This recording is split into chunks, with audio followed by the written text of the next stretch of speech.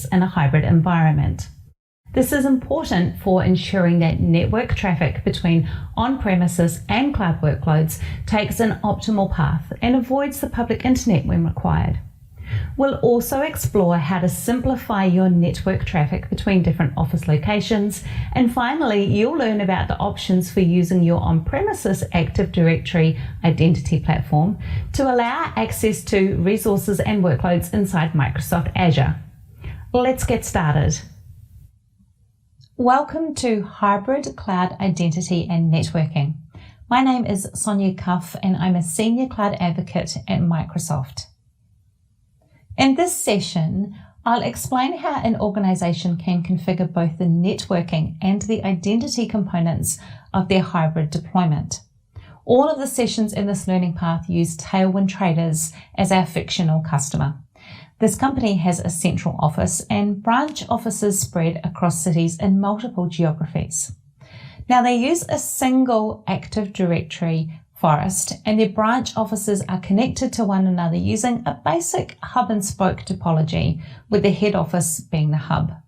There are some occasional direct connections via VPN between specific branches, but these have been deployed over time on a bit of an ad hoc basis. And the exact configuration of this whole networking topology isn't really precisely documented. Tailwind Traders will continue to deploy a substantial amount of resources on premises. They have business requirements for keeping some data on-prem, but they'll also continue to grow with their Azure deployment and moving some workloads or maybe even adding some new ones inside the cloud. For the foreseeable future, they need to keep their on-premises Active Directory as their primary source of identity. From a networking perspective, not only do they need to ensure that they have easy connectivity between their branches and their head office into Azure, but also between each of their different branch offices with one another, they need to make sure that those network connections are secure and reliable as possible. So, which hybrid networking and identity model should Tailwind Traders use? There's more than one way to configure this, so let's jump in and have a look at your options. First, it's important to start with a list of the business requirements. So the questions Tailwind Traders need to answer include things like how do they connect their branch offices to resources and workloads in Azure without making those cloud resources available to the public internet. So even though they're in Azure, we don't want anyone on the internet to be able to connect to those cloud workloads. How does Tailwind Traders ensure that network traffic from their specific branch offices to specific workloads and resources in Azure doesn't cross the public internet? So as well as not having those resources open to the internet, they don't want their own network traffic from their branches into Azure to go anywhere near the public internet either. And that's a specific requirement at some of their branch locations. Next, how can Tailwind Traders simplify its network topology when routing traffic between its branch offices?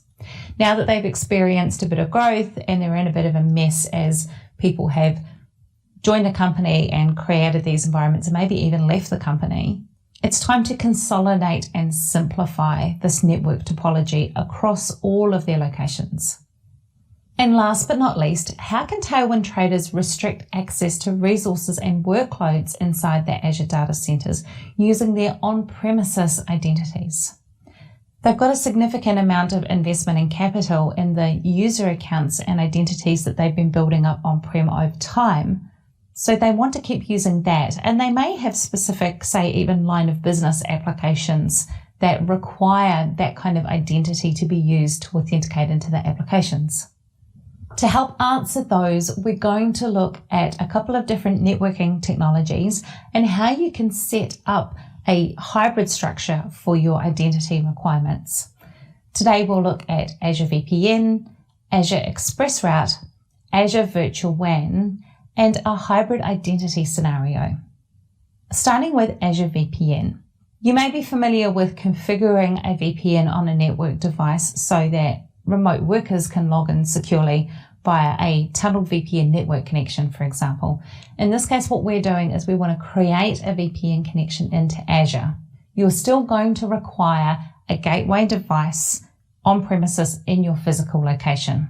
But Microsoft manages this VPN connection and guarantees 99.9% availability for the VPN gateway service in Azure at the Azure end.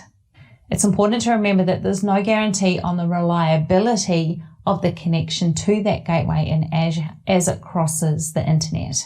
So there are a significant number of networking components that are outside of Microsoft's control, which could affect that VPN reliability. That's just how networks work. The maximum bandwidth per VPN connection is up to 1 gigabit per second, and it may be necessary to have multiple connections depending on the size of your environments. With this VPN gateway, we have encrypted traffic passing across the public internet. So we're not creating any physical private connections, but we are doing end-to-end encryption on the traffic that's going across the public internet. From an architecture perspective, we've built up a complex picture here of how you could connect this all together.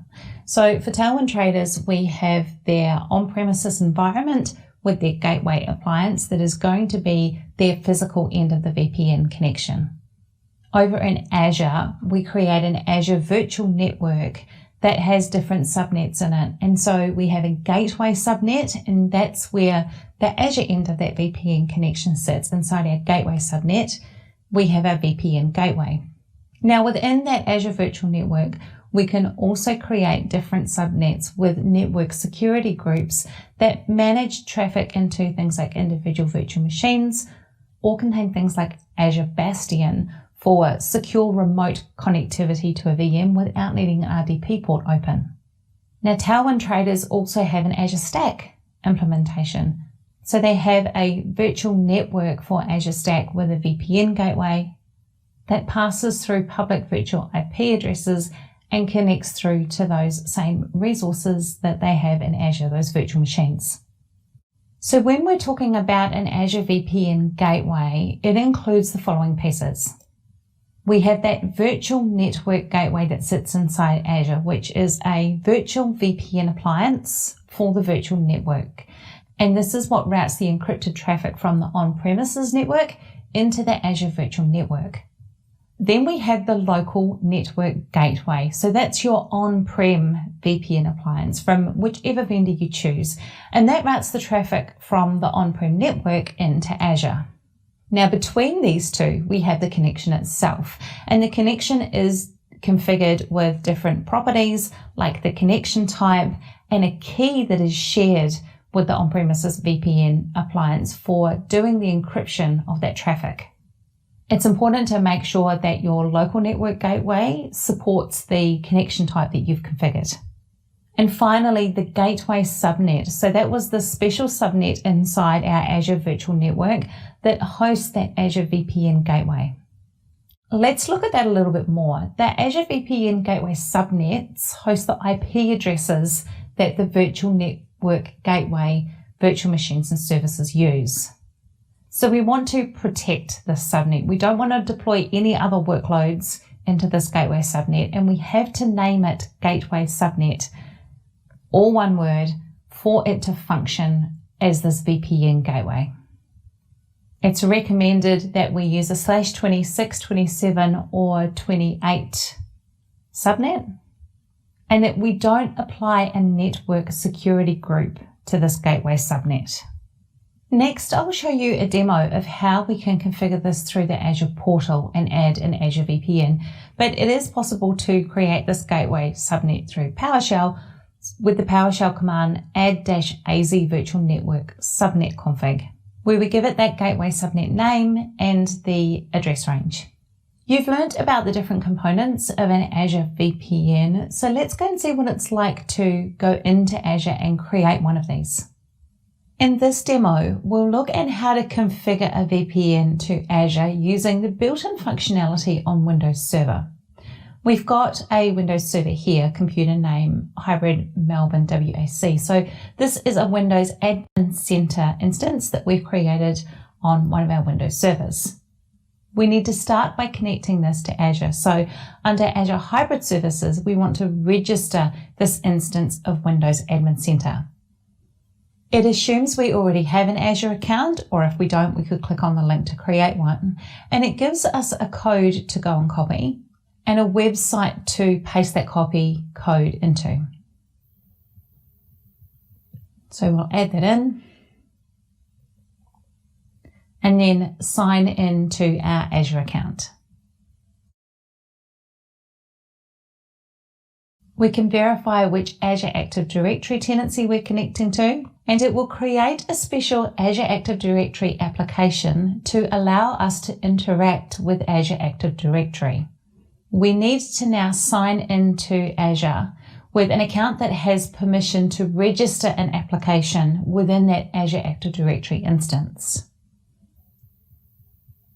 Once we accept that, now this Windows Admin Center instance is registered within Azure.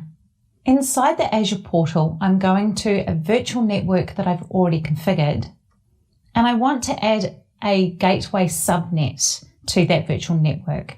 This will be what our VPN connection connects to. I'll give it a subnet address range of 172.16.1.0 with a /24.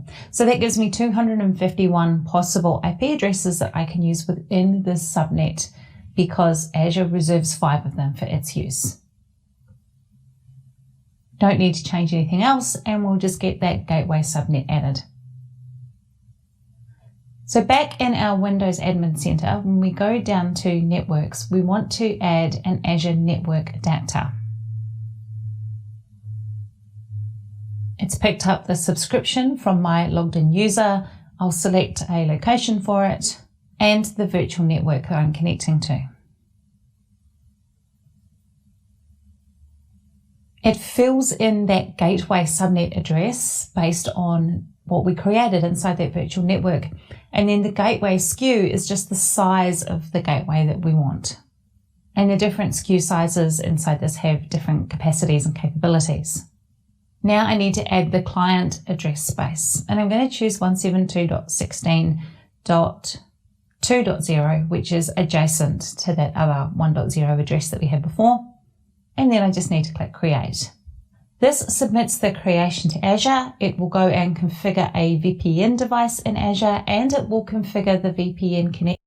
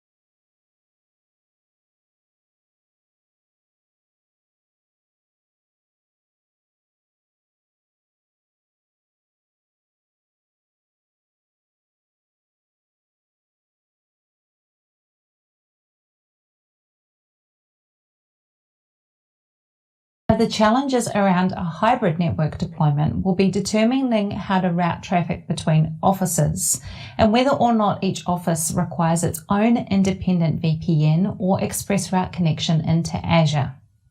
This leads us in to look at Azure Virtual WAN, which might solve both problems. So Tailwind traders needs to ask whether their on-premises offices are in multiple regions.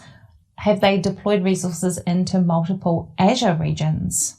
Whether each on-prem site should have individual connectivity to Azure, and whether or not those sites need VPN or ExpressRoute connections into each Azure region.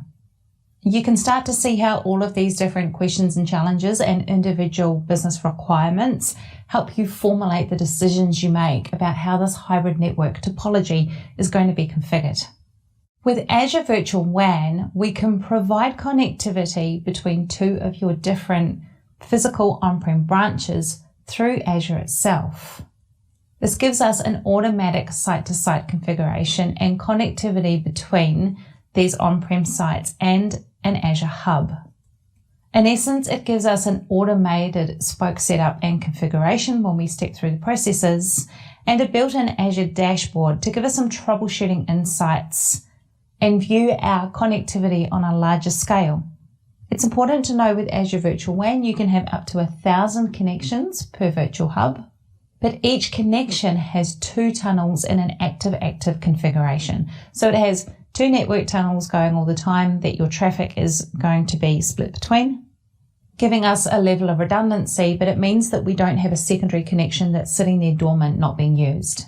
Also, our on-premises VPN devices can connect to multiple Azure Virtual WAN hubs. We take a look at the Azure Virtual WAN architecture. You can see that we've got the virtual WAN inside Azure, in essence being our hub and our hub and spoke topology.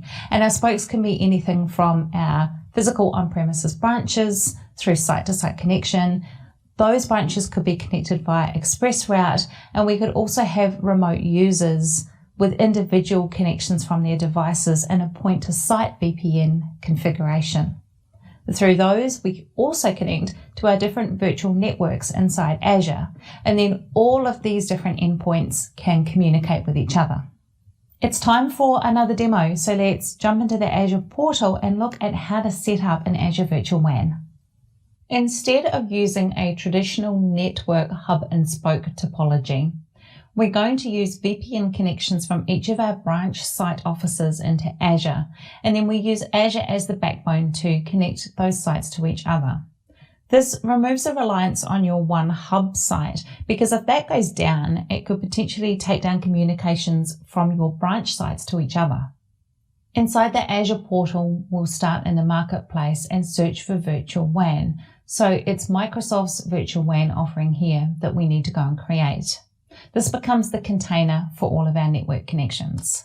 Now we have the standard options here when you're creating any resource in Azure, including which subscription they're being placed in, which resource group, and I've got one I've already created, and then the location of that resource group.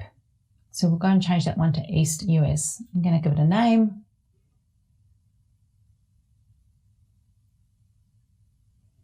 And here I get to choose what type of virtual WAN.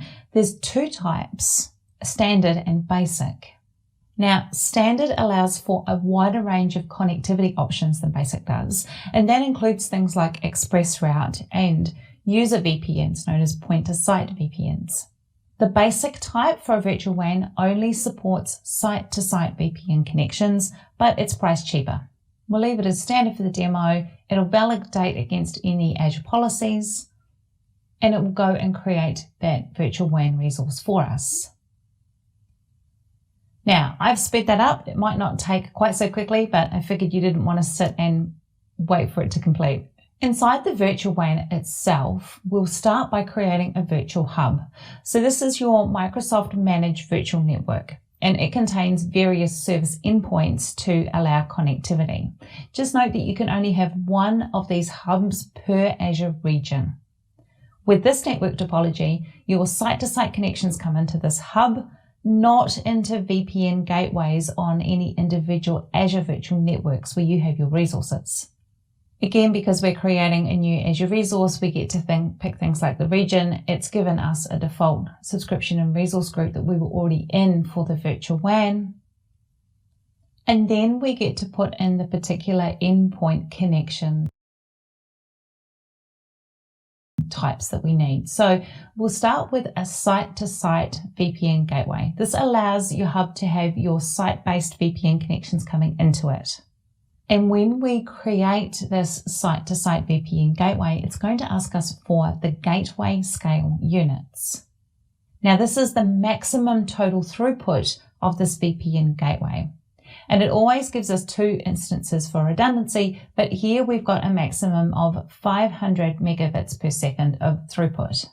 So you'll just need to work out this number based on the number of branch sites that you have and their maximum throughputs. For this demo, we're not going to create point-to-site or ExpressRoute connections, and we don't need to tag it, so we'll go ahead and create it. Again, it'll validate against Azure policy, and there is a warning down the bottom to say that this will take half an hour. I'll speed that up for you so you don't have to wait.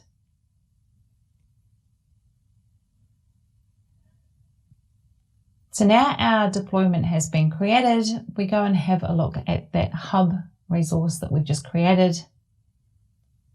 And then we can go back to our virtual WAN and we can see this alpha hub listed.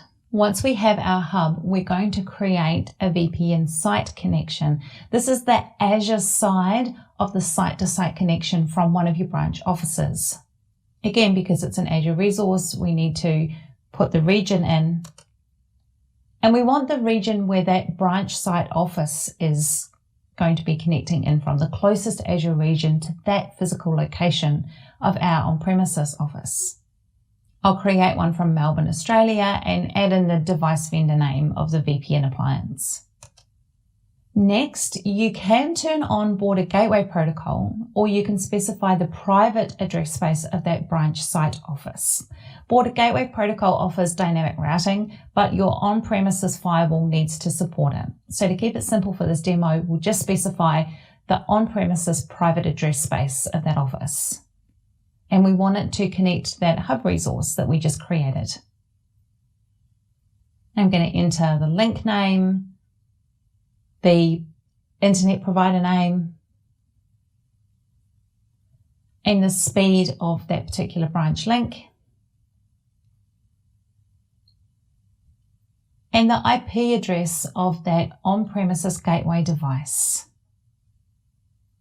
Let's review and create that. And now we have this VPN site set up, so the Azure side of that Melbourne VPN connection.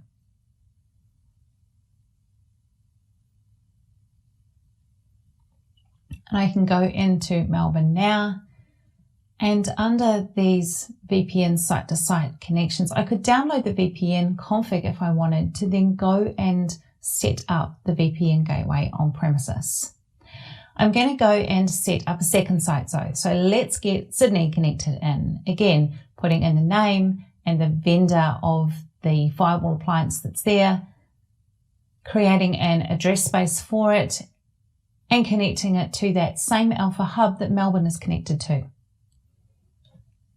We'll put in a link name, the provider name, the speed and IP address of that device in Sydney, and go ahead and create that resource. So now we've got a second site in here, and we can see all the details of that. And if we go back under our virtual WAN and look at our VPN sites, again, we can download the VPN config. So that's going to give us all the information for configuring the on-premises side of these firewalls. In JSON format, you can see that it's got all the information in there about the VPN connections that we need to configure on those devices.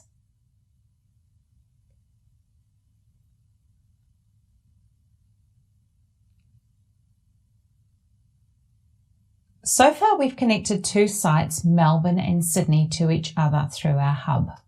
Now, if you wanted to create individual devices to connect using a point-to-site VPN, you could use this Create User VPN configuration here and add those kind of point-to-site VPNs. We won't do that for the demo, but instead we'll look at adding an Azure Virtual Network connection. So if you have virtual networks in Azure that have got cloud resources in them and you want those sites to connect, we can add the Azure Virtual Network into the hub so that Melbourne and Sydney can connect to these resources in the cloud too. Add a new virtual network connection and connect it to our hub, and again choose a subscription and a resource group, and connect it to our VNet Alpha, our virtual network that already exists inside Azure with some resources in it. Next, you do have the capability to build some different routing tables and configure different static routes, for example, for more complex networks. We don't need to do that here, so we'll just use a default route table.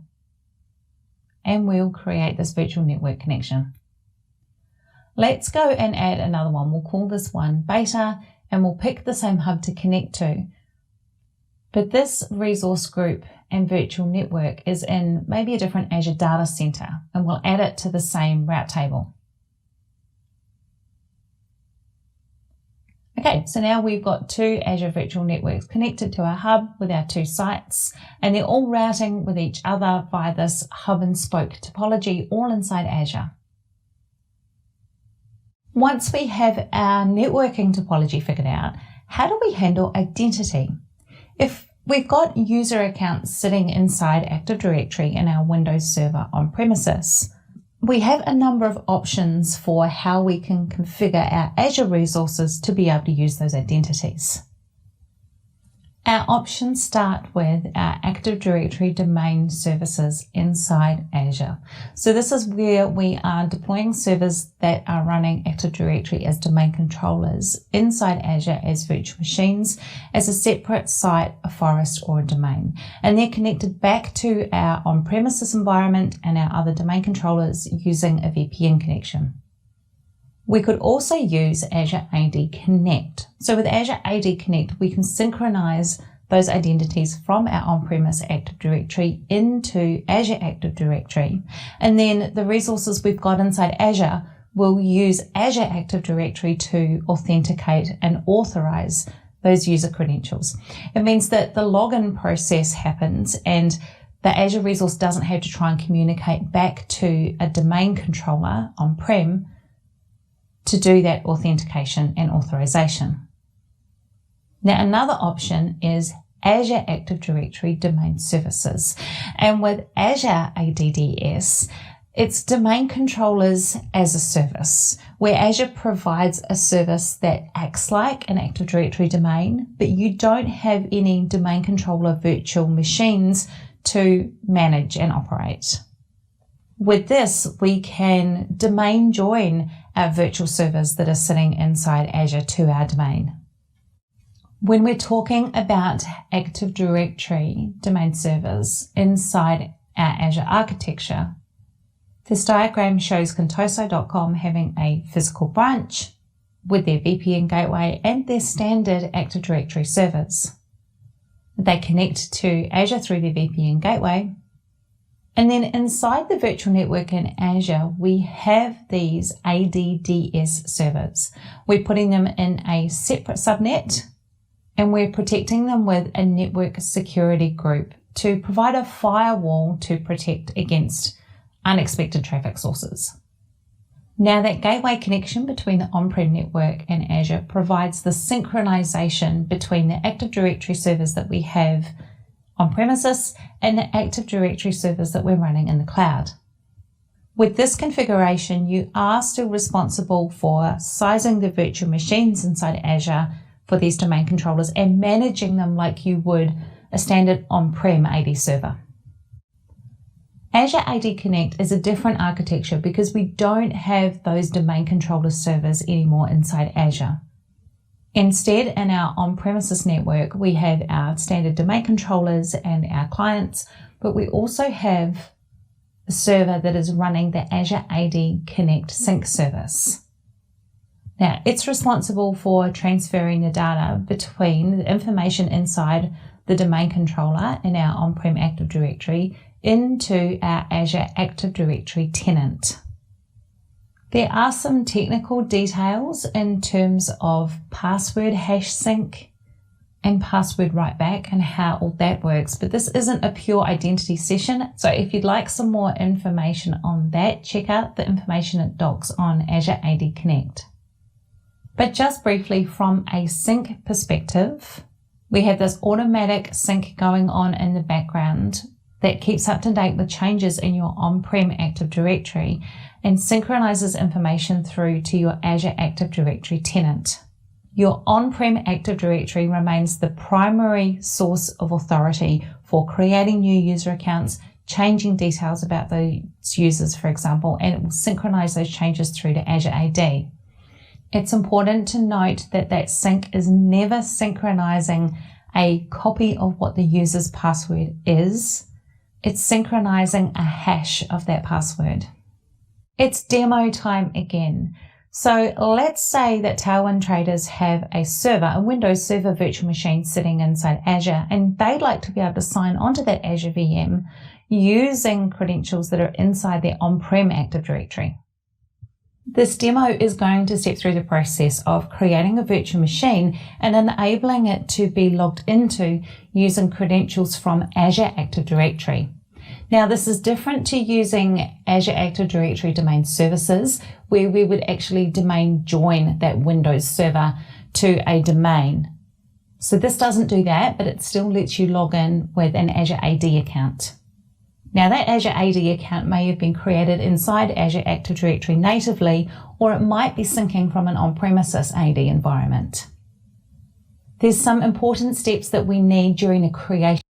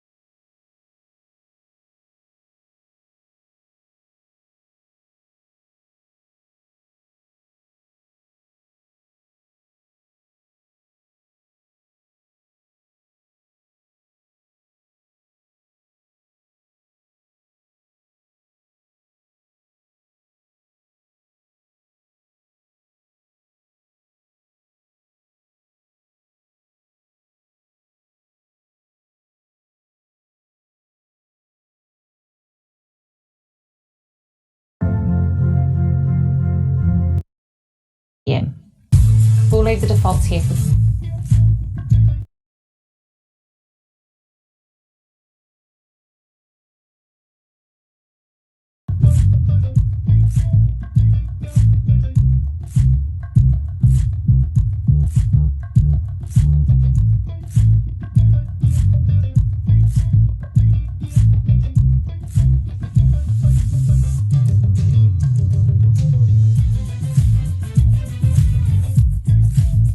Size, and we'll create an administrator.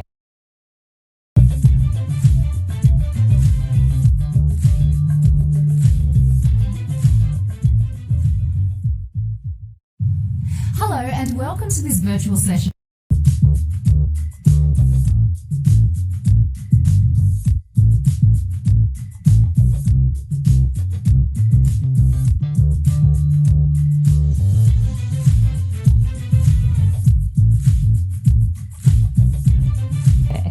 Remember, with Azure, you can't.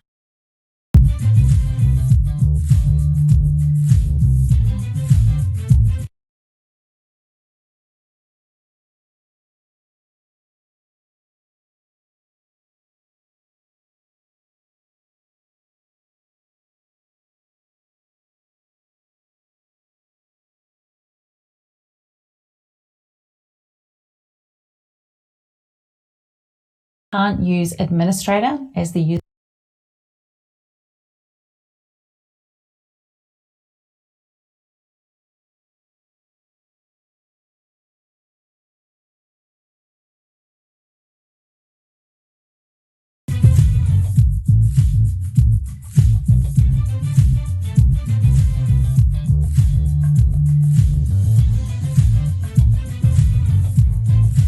Name, so we'll call it Prime.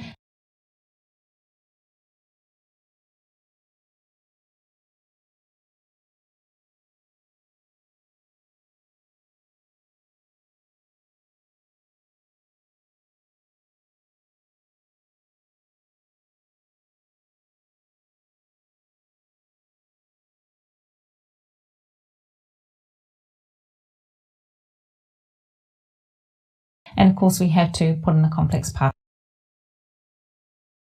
password and verify it. Now I'm going to leave port 3389 open.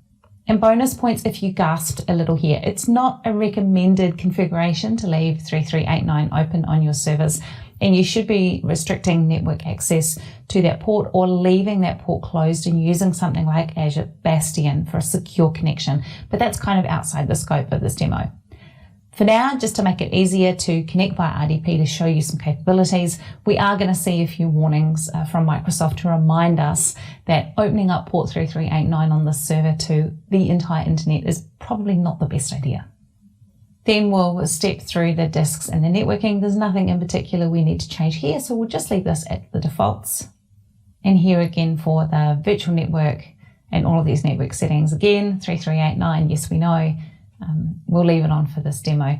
The management tab is where we need to change some settings, and we need to change them when we create this virtual machine. The management tab is where we need to change some settings. Now the review and create box is blue, which means we could go and just create a VM now with all of these defaults set, but there are two particular settings that we need to change in here. If we scroll down first to identity, we need to turn System Assigned Managed Identity on. This provides an identity for this Azure resource, our virtual machine, inside Azure AD, and it can use that identity to obtain Azure Active Directory tokens. And we also need to turn on login with AAD credentials. I'm going to turn off auto shutdown because I don't want this computer to turn off, and I can leave the rest as the defaults. Finally, in advanced, there's no specific extensions or anything that we need to install, and I'm not going to bother tagging this demo machine. So now it's going to go through the review process and check that all of these settings that we've put in place for this virtual machine that we want to create aren't contradicting any Azure policies that are being enforced in this place where we're creating it. And when that validation has passed, we'll go ahead and create this virtual machine. So it'll go through and create all the required resources for that VM. And then we can go back to our virtual machines pane, and we should see this virtual machine has been created and it's running. Now let's go take a look at Azure Active Directory. You can see I've got a big list of users here. For testing purposes, I've got Gamma user and Jupiter and Mercury Venus. And if I go and take a look at Jupiter, for example, you can see down the bottom that the source says that this is an Azure Active Directory user. So this account was created natively in Azure AD.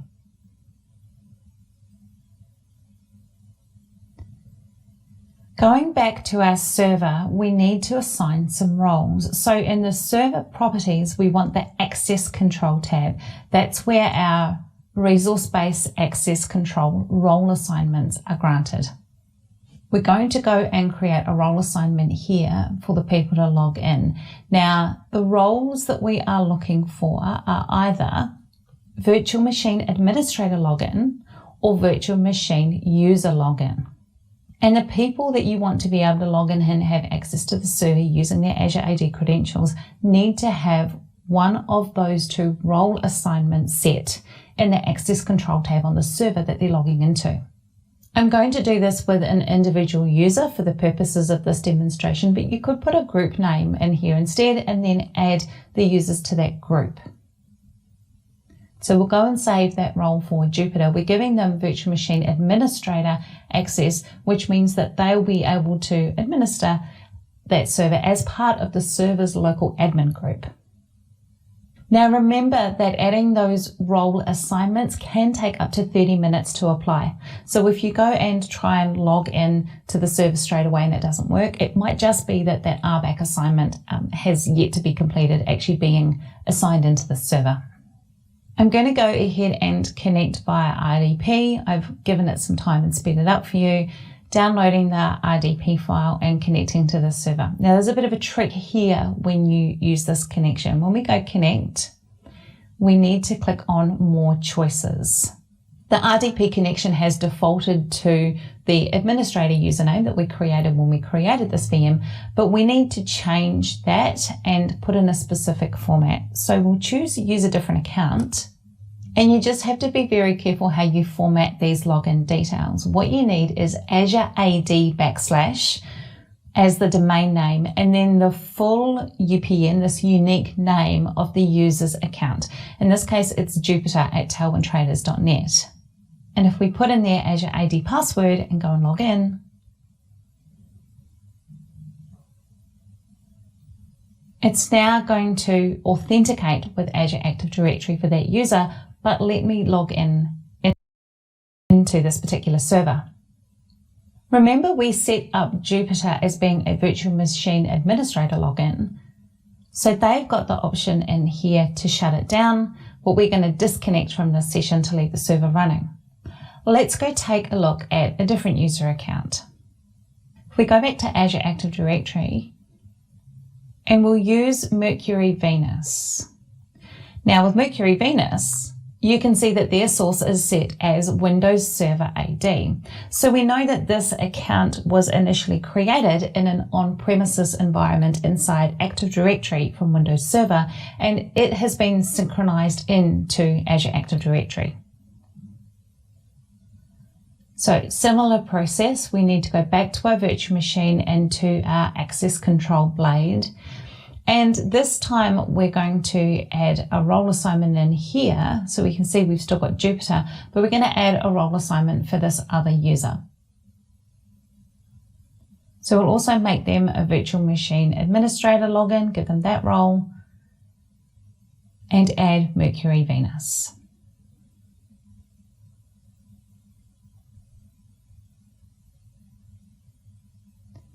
And once that role has applied, let's go and test the connection with this user. So remember that this user has been synced into Azure Active Directory from an on-prem Active Directory environment. Again, more choices, and we use that particular formatting using a different account with this Azure AD / and then the unique name for this Mercury user. Now it's going to connect and log us in successfully to the server.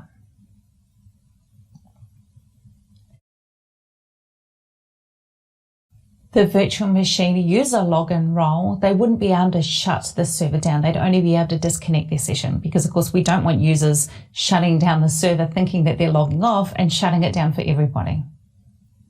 And that's the end of this demo. You've seen the 2 key things you need to change when you set up the virtual machine to enable this functionality, and then how you need to add the role assignments for the people inside Azure AD that you want to be able to log into the server with their Azure AD credentials. And that works whether they're native accounts or they're synced accounts. This session has thrown a lot of complex terms at you because we've looked at both networking and hybrid identity. What we've ended up though is some scenarios where Tailwind traders can use Azure VPN and ExpressRoute to connect their branch offices to those resources and workloads in Azure without making those cloud resources available to the public internet. They've also explored how they can use ExpressRoute to ensure that network traffic from specific offices into specific workloads and resources in Azure doesn't cross the public internet, that network traffic. And they've now established an Azure Virtual WAN, so they've simplified their entire networking topology, both between their offices and the cloud and between their branch offices and each other. And finally, Tailwind Traders has explored how to use Azure AD Connect and Azure AD Domain Services to restrict access to resources and workloads in Azure data centers using the on-premises identities that they already have. If you're interested in delving into the technical aspects of these concepts further, there are some great resources at docs.microsoft.com. I'll leave them here on screen for Azure VPN and ExpressRoute, the Azure Virtual WAN, and the hybrid identity scenarios.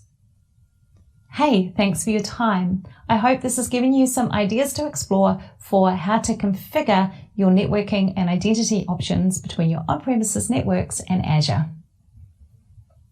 We've explored solutions to Tailwind Traders' requirements for network connectivity to cloud resources and for simplifying networking between their branch offices. You've also learnt about the options for using their on-premises Active Directory identity platform to integrate with Microsoft Azure for authentication and access to their cloud workloads. We will now take a 10-minute break.